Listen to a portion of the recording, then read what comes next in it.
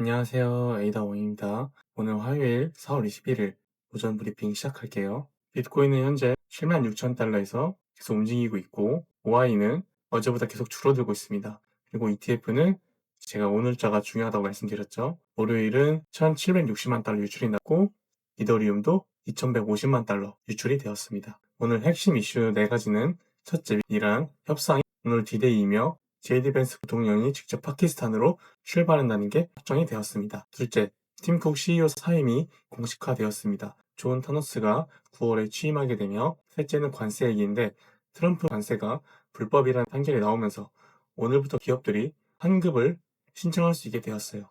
1660억 달러 규모입니다. 페드 의장 연준 얘기인데, 그래서 자세하게 설명을 드릴게요. 그럼 오늘 뉴욕타임즈부터 뉴스를 보면은 두 가지 이슈가 같이 나왔습니다. 이쪽은 미국 이란 협상 얘기인데, 즉각적인 결과, 장기전 이렇게 표현을 했습니다. 미국은 당장 결과를 원하고 이란은 천천히 끌려는 건데, 이 협상 스타일이 지금 현재 충돌하고 있다라고 나오고 있습니다. 그리고 아래에는 팀쿡 CEO 사임 기사가 크게 나왔습니다. 존 터너스가 하드웨어 엔지니어링 출신이라는 게 가장 큰 포인트입니다. 월드스트리트 저널에서는 중동 긴장이 주식에 끌리고 있다라는 내용과 그 아래에는 이란 딜 타이밍 얘기가 나왔습니다. 이번이 다른가? 라는 질문을 던졌는데, 전에도 협상 얘기가 있었다가 흐지부지 됐잖아요. 이번에도 그 부분을 의구심을 갖고 보고 있다라고 이제 언론에서 얘기하고 있습니다. 블룸버그에서는 트럼프가 이란 딜을 확정짓기 위해 움직이고 있다라는 걸 보도했으며, 그리고 2주의 휴전 연장은 딜이 없으면 없다라고 트럼프가 직접 얘기했습니다. 제가 볼 땐 압박이라고 보고 있는데, 이란한테 지금 안 하면 없다, 최후 통첩에 가깝다라고 볼 수 있겠죠. 아마존이 엔트로픽에 추가로 50억 달러를 투자한다는 것도 블룸버그에서 나왔는데, AI 인프라 쪽의 투자는 계속해서 이어지고 있다는 것, 우리가 체크를 하면 좋겠죠. 파이낸셜 타임즈도 팀쿡 교체 이슈를 크게 다루고 있습니다. 그리고 이란 휴전 연장은 매우 어렵다, 이걸 FT도 라이브 업데이트하고 있고, 에디터 픽에 보면 이란의 위기는 아직 정점이 아니다라는 칼럼도 있습니다. 시장이 너무 낙관적으로 보면 안 된다라는 경고를 하고 있죠. 가디언즈에서는 제이디 벤스 부통령 관련 기사를 메인으로 걸었는데, 이란이 협상 테이블에 나온다는 걸 조건부로 제이디 벤스가 파키스탄으로 간다는 내용입니다. 어제 이 내용 때문에 이제 단기적으로 증시가 반등을 하는 모습도 나왔죠. 이게 왜 중요하냐면, 부통령이 직접 간다는 건 무게감이 다릅니다. 그냥 실무 협상단이 가는 게 아니라 트럼프 정부 넘버 2가 움직이는 거니까 그만큼 이번 협상에 무게를 두고 있다는 거죠. 반대로 이게 실패하면 충격도 크겠죠. FT가 말했듯이 딜 없이 휴전 연장은 없다고 했으니까 오늘 결과가 나오면 시장이 바로 저는 반응할 거라 보고 있습니다. 타결이면 유가 하락, 위험자산 상승, 결렬이면 호르무즈 공세 리스크 재점화, 유가 급등, 이런 시나리오로 저는 갈 거라고 보고 있습니다. 그러면 이제 여러 자산군들 시황 살펴보겠습니다. 나스닥 주봉 차트를 보면 현재가 26,673포인트, 제가 이 기준으로 보고 있는 피보나치 1대1 연장 레벨이 26,000대인데 지금 딱 그 아래에 걸쳐 있습니다. 여기서 조금만 더 시간을 끌어주면 주봉상 이평선들이 올라오면서 골든 크로스가 나올 수 있는 구조로 만들어지고 있고, 여기서 이 지지를 잘 지켜줘야 추가 상방이 열리기 때문에 현재 이 구간에서 어떻게 움직이는지 지켜봐야 되겠습니다. 단기적으로는 아래 꼬리가 말을 올면서 위로 올라오고 있기 때문에 긍정적으로 저는 보고 있습니다. 코스피는 어제와 같은 맥락이며 크게 다를 바 없는 구간이죠. 여기서 강하게 올리지 않으면 다이버전스에 또는 쌍봉 리스크에 노출될 위험이 있습니다. 유가도 역시 추가적으로 더 하락을 보고 있는데, 이 구간 84달러를 깨줘야 75달러까지 갈 수 있는 모멘텀이 생깁니다. 이 구간은 이제 이번 협상이 어떻게 되는지에 따라서 그 방향이 나올 거라 보고 있습니다. 금 같은 경우도 계속해서 같은 맥락이죠. 이 플래그 패턴 안에서 현재 놀고 있고, 강하게 올릴 것이냐 아니면 원래 하락하는 방향대로 갈 것이냐, 우리가 그거를 지켜봐야겠죠. 채권 금리를 먼저 보면 10년물이 4.258로 보합이며 30년물은 마이너스 0.1% 하락했습니다. 5년물은 소폭 올랐습니다. 장기물이 내려가고 있다는 건 경기 둔화 우려가 이제 반영이 되고 있다는 거며, 단기물은 보합이니까 방향이 좀 혼조 상태인데요. 이 정도면 위험 자산한테는 크게 나쁘지 않은 환경입니다. 달러 인덱스는 98.08. 여기서 제가 주목하는 건 최근에 밑으로 휩써가 나왔다가 이제 올라왔죠. 이런 경우는 다시 한번 방향이 반전될 확률이 높아집니다. 그렇기 때문에 상방으로 갈 확률을 우리가 리스크를 알고 이제 시장을 바라보는 게 좋겠죠. 비트코인 같은 경우 이제 온체인 쪽 바라보면 가격은 올라가는데 이제 미치결 약정은 계속 떨어지고 있습니다. 이 경우 신규 롱 유입이 아니며 이 구간에서 우리가 신중하게 바라봐야 됩니다. 다만 뒤에서 말씀드리겠지만은 펀딩비가 계속해서 음수죠.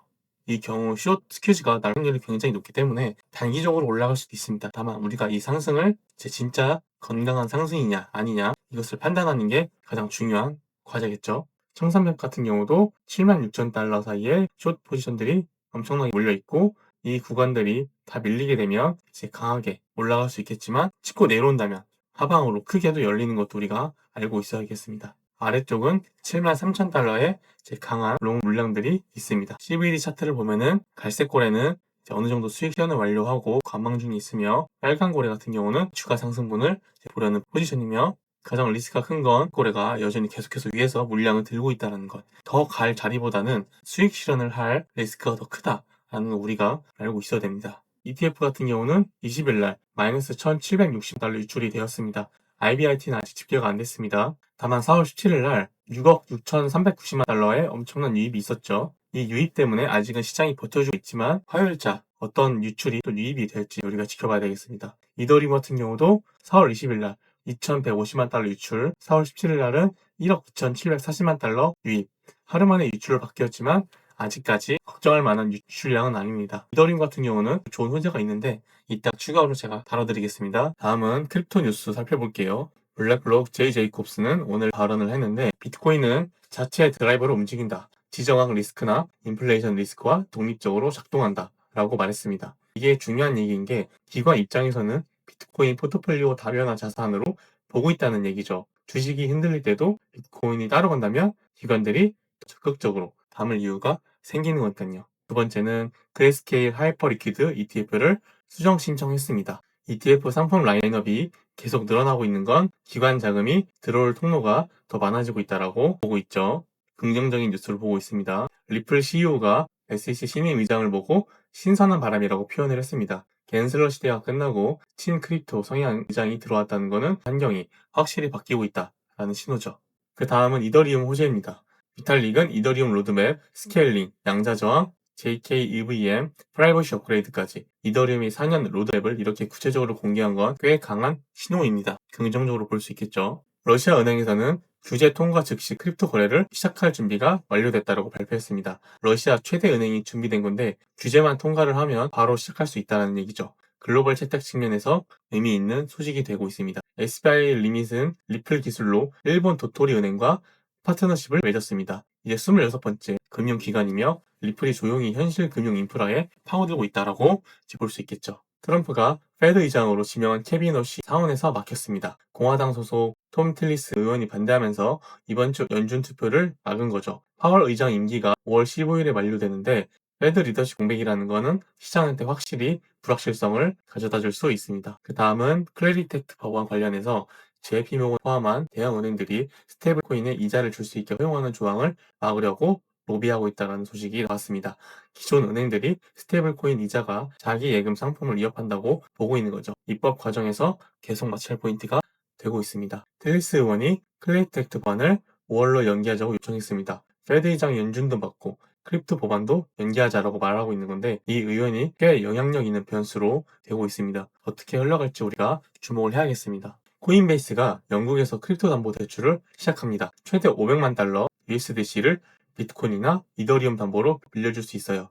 베이스 체인 위에서 운영이 되고 영국이 크립토 친화적 방향으로 가면서 코인베이스가 거기서 서비스를 확장한다라고 보면 되겠습니다. 그리고 오늘 매크로 쪽으로 흥미로운 뉴스가 하나 있는데 트럼프 관세가 법원에서 불법이라는 판결이 나오면서 오늘부터 기업들이 환급 신청을 할 수 있게 되었습니다. 1660억 달러 그리고 33만 기업이 대상이 되며 이게 미국 경제로 들어오는 유동성이 되고 있죠. 스티뮬러스 체크 이후 최대 현금 유입이라는 표현도 나오고 있습니다. 자, 오늘 상방 시나리오 정리를 하면 이란 협상이 타결되면 유가가 빠지고 인플레 완화계로 연준이 금리 인하를 고려할 수 있게 됩니다. 나스닥이 26,778을 뚫어주면 골든크로스 조건이 만들어지고 비트코인은 숏스퀴즈가 남은 여로 한 번 더 터지면 78,000에서 8만 달러까지 열릴 수 있게 됩니다. 관세 환급 1,660억 달러도 시장에 실질적인 유동성으로 적용할 수 있겠죠. 하방 시나리오는 협상 결렬, 그리고 호르무즈 봉쇄 현실화, 유가 100달러, 인플레 재점화, 페드 의장 공백, 통화 불확실성 증폭, 또 비트코인 OI는 현재 계속 감소 중에 있고 나스닥은